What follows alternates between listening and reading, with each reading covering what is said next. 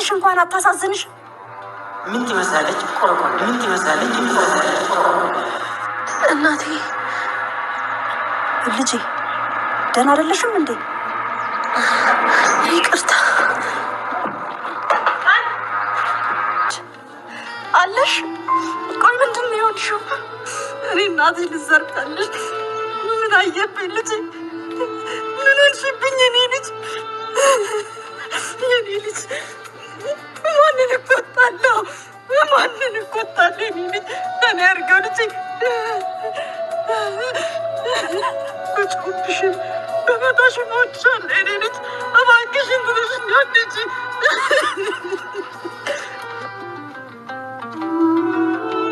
ቱማ እንዳላገልጥልህ ከፈለክ አልማዝን ኬትም ብላ አምጣት።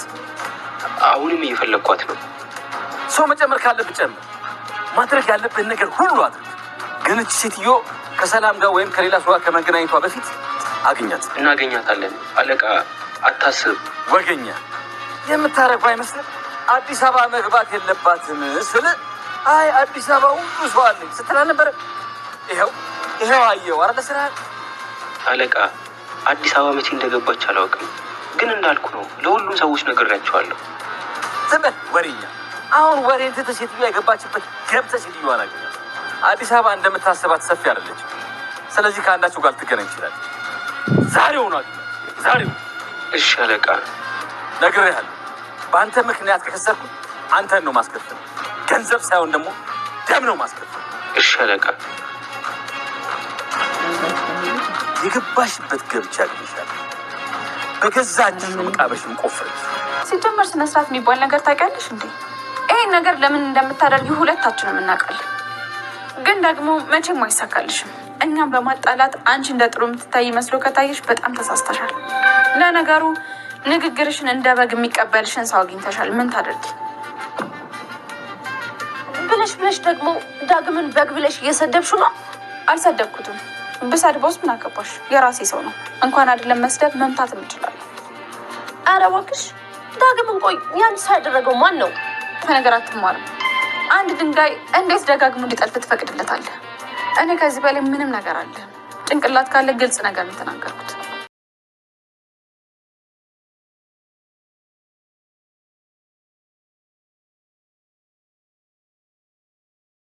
በጣም በሚያሳዝን ነገር ቃልዬ ፌንት ነቀለች።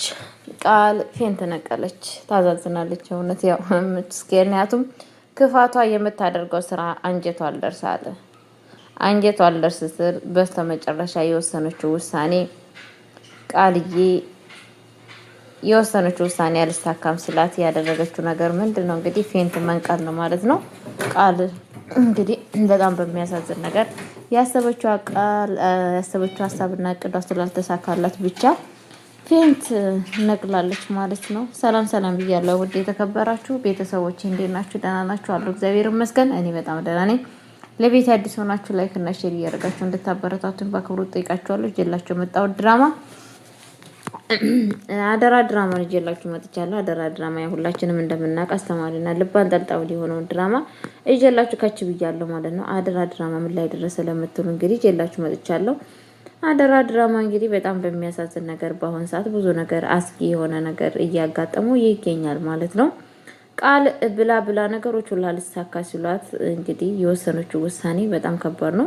አንዳንዴ እኛ ሰዎች ስንባል ማለት ነው ለፍተን በክፋታችን ያ ክፋታችን የሚያዋጣን ይመስለንን እና ያንን ነገር እናደርገውና መጨረሻ ላይ አላዋጣ ሲለን ያው በሁሉ በሰው ስንጠላ በሰው መጥፎ ነሽ እየተባልን ሲነገረን ክፋታችን ሳንተው ስንቀር በስተመጨረሻ እንግዲህ ራሳችንም እንደክማለን ማለት ነው።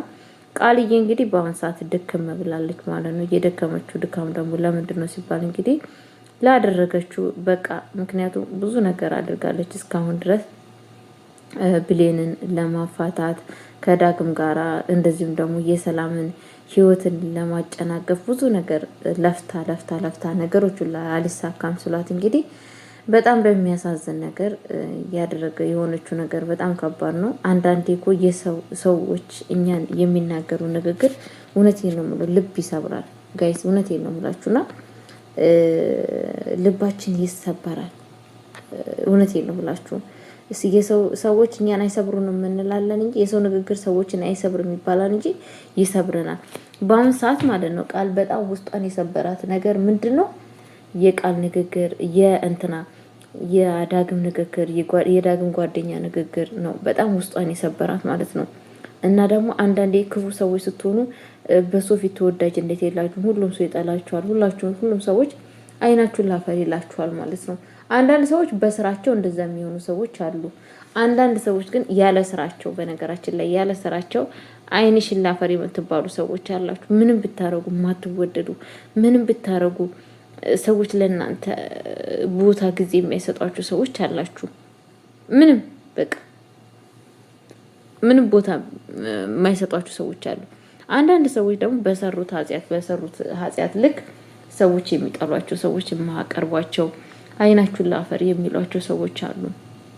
እና እንደዛ ሲሆኑ እነኛ ክፉ ሰዎች በጣም ነው የሚጎዱት ማለት ነው። መልካም ሰዎች እንኳን ይብን መልካምነታቸውን ያውቃሉ፣ ያደረጉት ጥፋት እንዳሌለ ያውቃሉ። ያንን ነገር እየተረዱ ባንስ ይጽናናሉ ብዬ አስባለሁ። ክፉ ሰዎች ደግሞ አንደኛ ያው ክፋት ሁሉም ሰው ሲሰራ ረክቶ አይደለም የሚሰራው፣ ስጋት አለ። ብዙ ጊዜ ያው አንዳንድ ጊዜ ጠላት ዲያብሎስ እኛ ወደ ክፉ ነገር በምንሰራው ስራ ደስተኛ የሚያደርገን ነገር ይመስለናል እንጂ ምንም ደስታ እንዳሌለ የታወቀ ነው ማለት ነው። መጨረሻው በጣም እንደሚያስጠላ የሚያደርጉት ነገር ራሱ እንደማያጓጣቸው 100% ያውቃሉ። ግን ያው ለጊዜው ይሞክሩታሉ ማለት ነው። እና ቃላውን ብዙ ነገር ለፍታለች ማለት ነው። ይብን ዳግም ብሌን ወደደ ነው ትውት ብታደርገው ይሄ ሁላ ጣጣ አይመጣባትም ነበር፣ ይሄ ሁላ ስብራት ማለት ነው። በዛ ላይ ደግሞ እናቷን እንደዛ እያንቋሸሸቻት፣ እናቷ እንግዲህ መከራይታ ያሳደገቻት እናቷ ብዙ ዋጋ ከፍላ ነው እንዳለችው ያሳደገችው። ያችን እናት እንደዚህ ማንቋሸሽ አግባብ አይደለም። ገባችሁ አይደለም? አግባብ ነው ብላችሁ ታስባላችሁ አይደለም? የቱን አክል እንኳን ለብር ቢሆን ብር ብንወድ ብር ብናፈቅር ለብር ትልቅ ቦታ ቢኖረንም ምን ማድረግ አለብን? ጥንቃቄ ማድረግ አለብን። እውነቴን ነው የምላችሁ። ብቻ አላቅም ብር ጠፊ መሆኑን ማወቅ አለብን። ከ100% ውስጥ 50% ብር ጠፊ መሆኑን ማወቅ አለብን ማለት ነው። እና ቃል እዚህ ጋር ሰላምን እያስደነገጠች፣ ሰላምን እዚህ ጋር እያስከፋች፣ የሰላምን ልጄ ነች እያለች እሷን እየጎዳች የእሷ ህይወት እንዴት ሊስተካከል ይችላል? በምን አይነት መንገድ እስኪ ያስባችሁታል? አይደለም በአሁን ሰዓት ጥሩ ነገር ራሱ ሰርታችሁ እየተሳካላችሁ አይደለም ክፉ ነገር እያራመዳችሁ በህይወታችሁ ማለት ነው። እዚህ ጋር ሰላም ጥሩ ነገር እየሰራችላት አይደለችም። ለሰላም የእግር እሳት ነው የሆነችባት። ልጇን አጠገቧ እያለች እያወቀች እንዳሌለች እያደረገች ነው። አስባችሁታል? ምን አይነት ስሜት እንዳለው አስቡት ጋይስ። የራሷ ልጅ ማለት ነው ቤት ውስጥ እንዴት ነው እያሰቃየቻት ያለችው? የራሷ ልጅ ምን ያክል ክፋት እንደሆነ አስቡት ማለት ነው። ያ ደግሞ በጣም ነው የሚከብደው። ቤተሰብ በጣም ያማል። እግዚአብሔር በሚያውቀው ያማል። ምክንያቱም ይሄ ሁላ እንዴት ሰላም ይሰማታል፣ እንዴት እረፍት ይሰማታል ብላችሁ ታስባላችሁ? በእርግጠኝነት አይሰማትም። እያደረገችው ያለችው ነገር ጥሩ አይደለማ፣ አግባብ አይደለማ። ጥሩ ነገር ብትሰራ ውስጧ ይረካል፣ ውስጧ ሰላም ታገኛለች። ሰላም የላትም እችልች በአሁን ሰዓት ምንም ሰላም በሄደበት ቦታ እየሄደች አይደለች። ገባችሁ?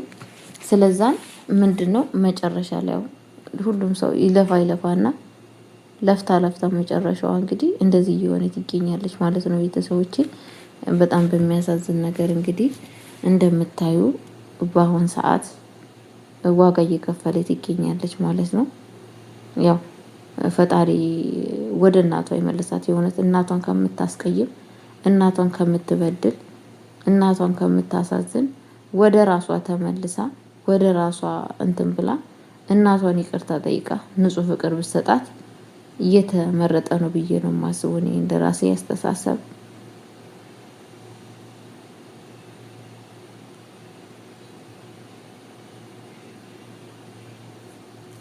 እና እንደ ሀሳብ ማለት ነው የምላችሁ ነገር ምን ልለው ፈልጌ ነው እንደዛ ብዬ ነው የማስበው በራሴ ሀሳብ ማለት ነው። ፈጣሪ ያው ልቦና ይስጣት ለቃልም ማለት ነው፣ ማስተዋሉን ይስጣት ማለት ነው። ቃል የምታደርገው ነገር በእርግጥ ከባድ ነው። ሳታስብ ሳታገናዝብ እለት በእለት የምታደርገው ድርጊት የምትወስነው ውሳኔ በጣም የሚያስጠላ ውሳኔ ነው። ውሳኔዋ ማለት ነው ይቀፋል። መደረግ ያለበትን ነገር መደረግ የሌለበትን ነገር ነው የምታደርገው ማለት ነው። እና ያ ነገር ደግሞ በጣም ነው የሚያስጠላው ማለት ነው። ቤተሰቦቼ እውነቴን ነው ብላችሁ እግዚአብሔር ያው ምን ልላችሁ ፈልጌ ነው በጣም ነው የሚያማው። እውነት ያማል። የራሳችሁን ልጃችሁን እዛ ቤት እንደ ሰራተኛ እየተቀመጠች ቤት ውስጥ እንደ ማንኛውም ሰው ስትቀመጥ በጣም ነው የምታሳዝነው። ሰላም በኋላ ይህንን ነገር ስታውቅ ምን አይነት ስሜት እንደሚሰማት አስቡ። ምን አይነት በቃ በጣም ከባድ ስሜት ነው የሚሰማት። በእርግጠኝነት ሆኜ የምነግራችሁ ማለት ነው። ከባድ ነው ስሜቱ ጋይስ፣ በጣም ነው የሚከብደው። እውነቴን ነው የምላችሁ። እና እናንተ በራሳችሁ ቦታ ሆናችሁ ስታዩ ያንን ሁላ ነገር ነው ያሳጣቻት ለጊዜው። ይሄን ሁላ ነገር ነው እያሳጣቻት ያለችው ማለት ነው እቺ ሴትዮ። እና ምን አይነት ህይወት ነው ደስተኛ ህይወት የምትኖሩ? በጣም ነው እኮ የሚከብደው።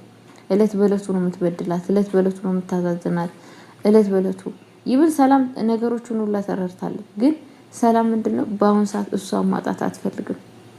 ከምታስቡ በለጠ ማጣት አትፈልግም እሷን ማለት ነው። የሆነ ነገር አዲስ ነገር የተፈጠረ አዲስ ነገር የመጣ ነገር ይመስላታል። ግን ለመለየት ሀሳቡ የላትም። ያኔ ውጪ እንዳትላት ልጇ ሆነችባት። ተቀመጭ እንዳትላት ምንም በቃ በህይወቷ ደስተኛ እንዳልሆነች ታውቃለች። ምንድን ያለቻት? ባንስ እንኳን ከፊቴ ዞር በይልኝ እባክሽ፣ እስቲ ከፊቴ ዞር በይልኝ ያለቻት። ከፊቴ ዞር በይልኝ በቃ እስቲ። እውነቷን ነው እኮ አንዳንድ ጊዜ እንዳልበላው ፈጀኝ እንዳልተወቆጨኝ የምትባል ነገር አለ አይደለ? እንዳትተውት መተው አልቻላችሁ፣ እንዳታደርጉት ማድረግ አልቻላችሁ። በእንደዛ አይነት ስሜት የሆናችሁ ሰዎች የላችሁ? ግራ የገባችሁ ሰዎች፣ ግራ ግብት ያላችሁ ሰዎች የላችሁ? እንደዛ ነው በቃ ሰላም የሚሆነችው ማለት ነው። በእንትና በቃል የተነሳ የቃል ነገር በጣም ነው የከበዳት ከምታስቡ በለጠ። ነገሮቹ ሁላ በቃ ምን ልበላችሁ ትርምስምስ ነው ያለባት። የምትጠለው የምታነሳው ነገር ነው የጠፋባት ማለት ነው እንትና ተብዬዋ። እና ቤተሰቦች የምልላችሁ ፈልጌ ነው ክፋት የሚሰሩ ሰዎች ሁሌ ረፍት አያገኙም። እንደ ቃል ሰላሟን ቃልያውን ሰላሟን አታለች። ሰላሟን ማግኘት ትችል ነበር ከእንደዚህ አይነት ነገር ወጥታ ሁሉ ነገር ለሰላም ሰጥታ በቃ እኔ እንደዚህ አይነት ነገር ውስጥ የገባሁት ለገንዘብ ብዬ ነው ለሀብት ብዬ ነው በቃ ይቅር በይኝ ብላ ይቅርታ ጠይቃት ከሷ ጋር መኖር ትችል ነበረ። ግን ደግሞ እሷ ይሄን ነገር አልፈለገችውም። ቤተሰብ ገባችሁ? አልፈለገችውም። ብትፈልግ ኑሮ ይሄንን ነገር ማድረግ ትችል ነበረ። ማንም አልከለከላትም ነበረ። ግን ምንድነው እያዘችው ተንኮላላ ያንን ሀብት ንብረት የራሴ አደርጋለሁ፣ የራሴ ይሆናል፣ የራሴ አደርጋለሁ በማለት ሀሳቧ በቃ እዛ ሀብት ንብረት ላይ ስለሆነ የሚጠፋባት ነገር የሚመጣባት ችግር ምን ይዞ እንደሚመጣ ለጊዜው ምንም ነገር እየተረዳች አይደለችም።